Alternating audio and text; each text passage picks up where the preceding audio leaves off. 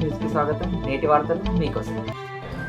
పండిత్ జవహర్లాల్ నెహ్రూ గారిని చాచా అంటే తెలుగు రాష్ట్రాలలో అదే స్థాయిలో కాక అని గుర్తింపున్నది గడ్డం వెంకటస్వామి గారు. రెండవది, ఎమర్జెన్సీ తర్వాత ఎన్నో విపత్కర పరిస్థితులను ఎదుర్కొని కాంగ్రెస్ పార్టీ తీవ్రమైన రాజకీయ ఒడిదుడుకులను ఎదుర్కొంటున్న సందర్భంలో కాంగ్రెస్ పార్టీ జాతీయ కార్యాలయాన్ని ఎక్కడ పెట్టాలని చర్చ జరుగుతున్నప్పుడు కాక వెంకటస్వామి గారు ఇందిరాగాంధీ గారి దగ్గరికి వెళ్ళి నా ఇల్లునే కాంగ్రెస్ పార్టీ జాతీయ కార్యాలయంగా మార్చండి అని చెప్పి వారు ఇల్లు ఇచ్చారు. 1977 నుంచి ఈనాటి వరకు ఆనాడు కాక వెంకటస్వామి గారి ఇల్లే ఈ రోజుకు కాంగ్రెస్ పార్టీ జాతీయ కార్యాలయంగా కొనసాగుతుందన్న సంగతి వీడున్న చాలా మంది తెలియాల్సిన అవసరం ఉన్నది.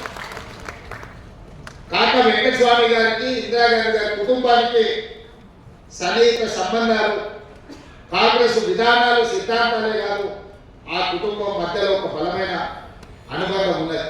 అదే కాదు, ఈరోజు జాతీయ కాంగ్రెస్ పార్టీ అధ్యక్షుడుకున్న మల్లికార్జున ఖర్గే గారు వెంకటస్వామి గారి సమకాలీకుడు. వెంకటస్వామి గారు ఉన్నత స్థాయిలో ఉన్నప్పుడు వారు కర్ణాటక రాష్ట్రంలో కాంగ్రెస్ రాజకీయాలలో మంత్రిగా ఉన్నారు. ఎప్పుడు వారిని కలిసినా, వారు ఎప్పుడు హైదరాబాద్కు వచ్చినా తప్పకుండా వెంకటస్వామి గారిని గుర్తు చేసుకుంటారు. ఆయన చెప్తారు, अरे मैं हमेशा आता था जी हैदराबाद को, कभी भी आते चिकड़पल्ली जाके उनके घर में मैं खाना खा के वहाँ से निकलते थे. जब मैं गुलबर्गा जाना है तो भी उनके घर पे जाके उनसे मिलकर మీ అన్నదమ్ముల నాకు చాలా సంబంధం कैसा है उन्होंने అంటే నేనన్నా ठीक ठाक है साहब, मगर विवेक साहब तो अपने साथ में नहीं है उल्टे बोला है. अरे ऐसे कैसे तुम बात करो, मैं बात कर दूं. अरे వెంకటస్వామి గారి కొడుకు మన మీద కోపం ఎట్లా వస్తుంది, బయట ఎట్లుంటాడు, లా వస్తూ అని నాకు చెప్పాడు. అప్పుడు నేను వివేకానందను సరోజకను పోయి కలిసి వంశీని కలిసి, అయ్యా ఈ కాంగ్రెస్ పార్టీ మీ కుటుంబం మీద కోపం వస్తే బయటకు పోవద్దు, మీరు ఈ కుటుంబంలో ఉండాలి. కాంగ్రెస్ పార్టీ మల్లికార్జున ఖర్గే గారు నాకు చెప్పారు, మీతో మాట్లాడి కాంగ్రెస్ పార్టీకి తీస్తారా అని.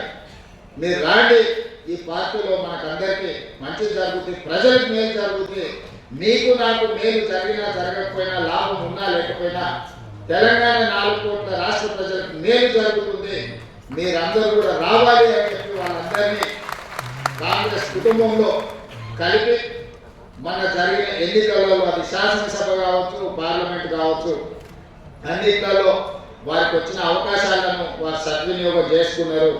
వెంకటస్వామి గారి కుటుంబంనే కాకుండా సమర్థతతో వాళ్ళు నిరూపించుకొని ప్రజాప్రతినిధులుగా ఎన్నికైన విధంగా ఉన్నది. ఈరోజు మనం ఏం చేయాలని సమీక్ష చేసి, ఆ సమీక్షలో కాక వెంకటస్వామి గారి జయంతి వర్ధంతిని తెలంగాణ రాష్ట్ర ప్రభుత్వం అధికారికంగా నిర్వహించాలని నిర్ణయించిందని చెయ్యండి అని చెప్పి అధికారులకు ఆదేశాలు ఇవ్వడం జరిగింది. ఆ తర్వాత నా దృష్టికి వచ్చింది, మిత్రులు వివేక్ గారు కూడా లేఖ రాసింది, ఈ విషయాన్ని ప్రభుత్వం పరిగణలోకి తీసుకోవాలి. నేను మీ అందరితో చేసే మనవి ఏంటి అంటే, ఇది ఎవరో గుర్తు చేయాల్సిన బాధ్యత కాదు, బాధ్యతాయుతంగా వ్యవహరించాల్సిన సందర్భం కుర్చీలో కూర్చున్న వాళ్ళు అది ఎవరైనా అయి ఉండొచ్చు. అది నేను కావచ్చు, లేకపోతే నాకంటే ముందున్న వాళ్ళు కావచ్చు. నాకంటే ముందున్న వాళ్ళకు రాజకీయంగా ఇక్కడ చాలా మందికి తెలిసి ఉండొచ్చు, లేదా చాలా వెంకటరెడ్డి గారు చాలా ఎక్కువ ప్రత్యక్ష సాక్షులు అనుకుంటున్నాను.